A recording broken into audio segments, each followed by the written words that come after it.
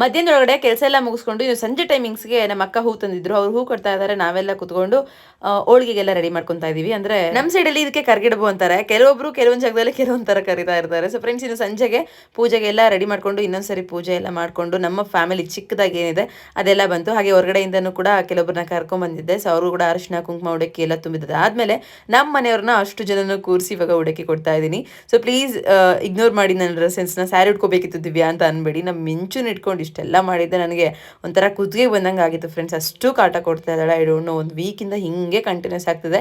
But ಅದರಲ್ಲೂ ಕೂಡ ಇವರೆಲ್ಲ ಇರೋದ್ರಿಂದ ಇಷ್ಟೆಲ್ಲ ಸಪೋರ್ಟಿಂಗ್ ಆಗಿ ಇಟ್ಕೊಂಡು ಮಾಡ್ಕೊತಾ ಇದ್ದೀನಿ. ಇಲ್ಲಿ ನೋಡಿ, ನನಗೂ ಕೂಡ ಉಡಿ ತುಂಬಿಸ್ಕೊಳಕ್ಕೂ ಸಮೇತ ಬಿಡ್ತಾ ಇಲ್ಲ, ಅಷ್ಟು ಸಿದುಗ್ ಮಾಡ್ತಾ ಇರ್ತಾಳೆ.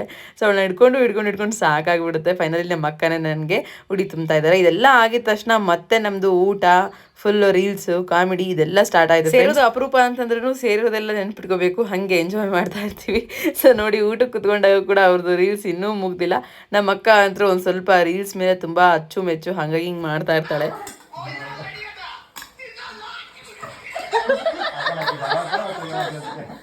ಇನ್ನು ಊಟ ಎಲ್ಲ ಮುಗಿಸಿದ್ಮೇಲೆ ಅವರೆಲ್ಲ ಹೋಗಿದ್ದಾಯಿತು. ನಾವು ಒಂದು 10-10:30ಗೆ ಮಲ್ಕೊಂಡಿದ್ದಾಯಿತು. ಸೊ ಹಾಗೆ ರಾತ್ರಿ ಎಲ್ಲ ಕ್ಲೀನ್ ಮಾಡಿರಲಿಲ್ಲ, ಎಲ್ಲ ಹಂಗಂಗೆ ಇತ್ತು. ಇವಾಗ ಬೆಳಗ್ಗೆ ಎದ್ದು ಅಡುಗೆ ಎಲ್ಲ ತೆಗೆದು ನೀಟಾಗಿ ಇಟ್ಟು ಜೋಡಿಸ್ಕೊತಾ ಇದ್ದೀನಿ. ಆ್ಯಕ್ಚುಲಿ ಕೆಲಸ ಅಂದರೆ ನೆಕ್ಸ್ಟ್ ದಿನನೇ ಅಲ್ವಾ. ಇದಿಷ್ಟು ನಮ್ಮ ಹಬ್ಬದ ಸಿಂಪಲ್ ಮಿನಿ ಲಾಗ್. ಹೇಗಿದೆ ಕಮೆಂಟ್ ಮಾಡಿ. Thank you, bye.